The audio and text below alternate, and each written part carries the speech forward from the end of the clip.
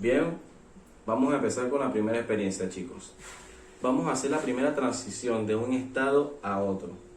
Pero vamos a justificar esto con el diagrama de fase que lo vamos a ver en la parte explicativa, porque este nos ayuda a predecir a qué estado de la materia pasará una sustancia, ¿verdad?, cuando se le aplica una alteración en las variables tanto de temperatura o de presión. En este caso, yo voy a aumentar la presión P de este sistema para predecir en qué estado pasará. Bien, entonces voy a sujetar esto con bastante fuerza y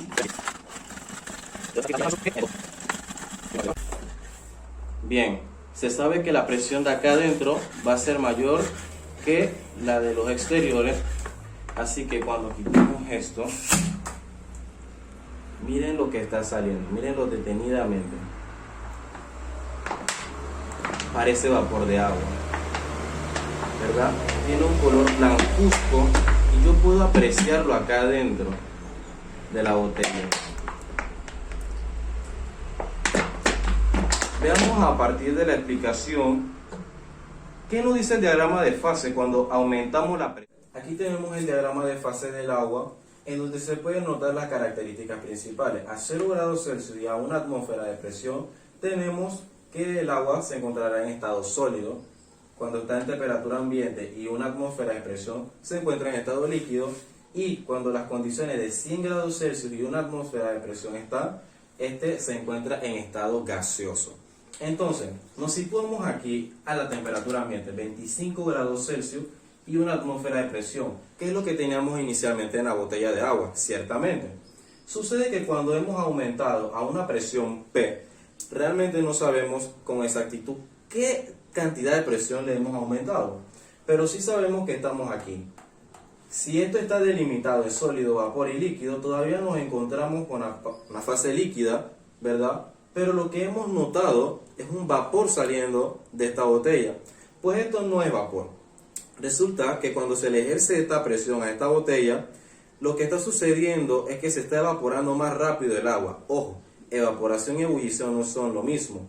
La evaporación se da a cualquier temperatura y con una determinada presión. La ebullición se da bajo estas dos condiciones, a 100 grados Celsius y a una atmósfera de presión. Bien, entonces la evaporación que se dio aquí fue acelerada por esta ejerción de presión y entonces, ¿qué pasa? Hemos aumentado la presión de este sistema.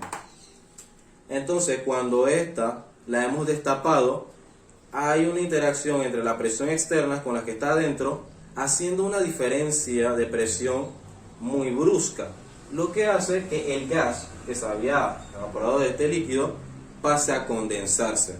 Lo que quiere decir que tenemos pequeñas partículas de agua suspendidas en este sistema.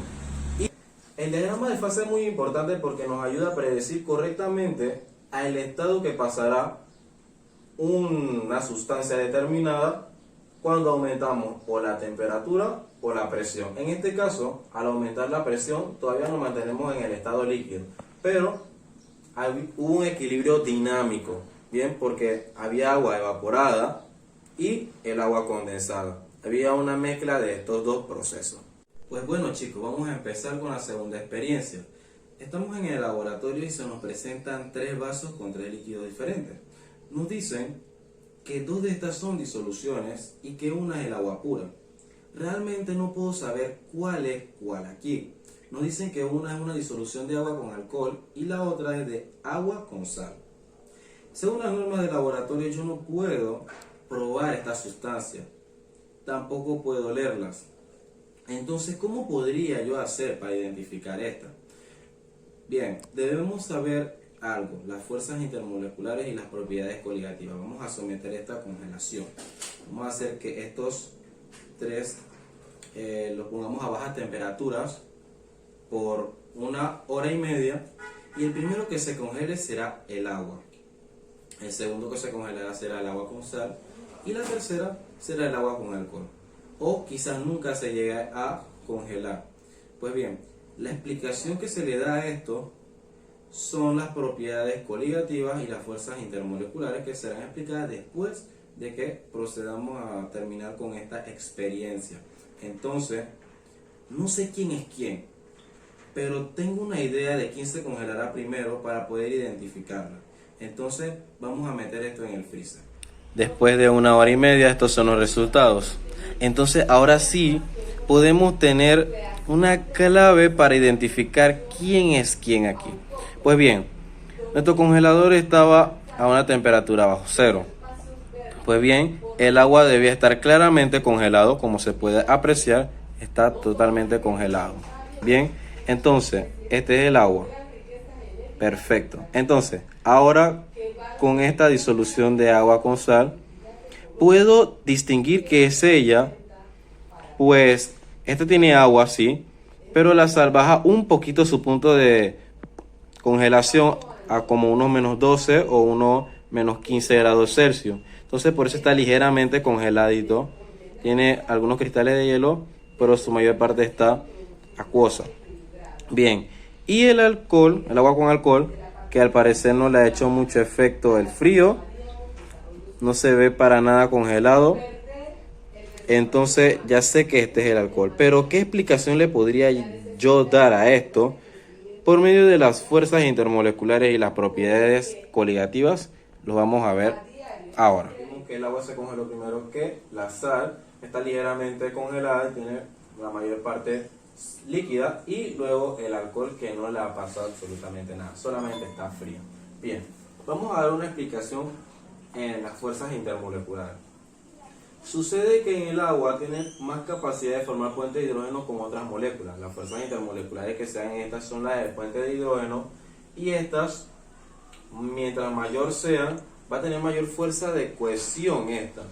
Entonces, cuando esta libera energía, ¿verdad? Como son muchos puentes de hidrógeno que tiene alrededor y que tiene la capacidad de formar, entonces es más fácil como que ellas sean cohesivas entre sí. Pero ¿qué pasa con la molécula del alcohol? Se sabe que la mayor parte de su estructura es apolar. Y solamente el grupo hidroxilo es polar. Tiene menor capacidad de formar puentes de hidrógeno, y entonces es más difícil, ¿verdad?, que estas sean cohesivas entre sí como para formar un sólido. Entonces, por eso el agua se congela más rápido que la disolución de agua. Ahora, ¿qué sucede con las propiedades coligativas? Se aplican a las disoluciones.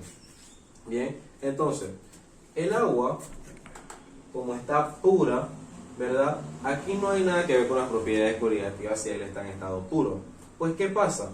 Cuando yo le agrego un soluto, por ejemplo, la sal, a estoy aumentando el desorden en el sistema. O sea, estoy aumentando la entropía. De igual manera con el alcohol. Cuando yo echo alcohol al agua, estoy aumentando la entropía del sistema. Lo que va a pasar entonces es que yo voy a requerir perder más energía para poder convertirme en un sólido. Bien. Y estas son las propiedades coligativas precisamente. Son las propiedades que dependen del número de partículas. Bien, ¿qué sucede? Si esta sal se vierte en el agua, bien, ella va a bajar el punto de congelación de esta. Esto es lo que decimos descenso crioscópico, porque desciende el nivel normal del punto de congelación del agua. La sal puede hacer, dependiendo de la concentración de esta, puede hacer que baje a los -12 o a los -15 grados Celsius para que se vuelva totalmente sólida. Y el alcohol solo tiene un punto de congelación de -114 grados Celsius, dependiendo del tipo de alcohol que sea, pero este es el más chico.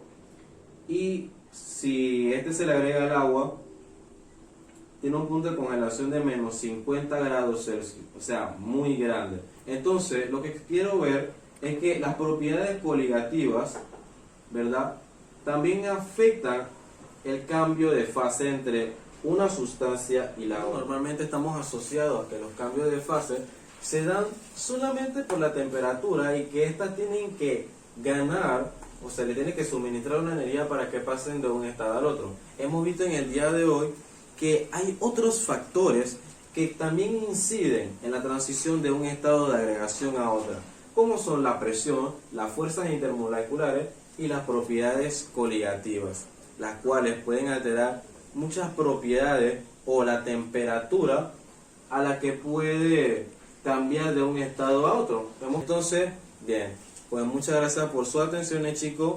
Nos vemos la próxima.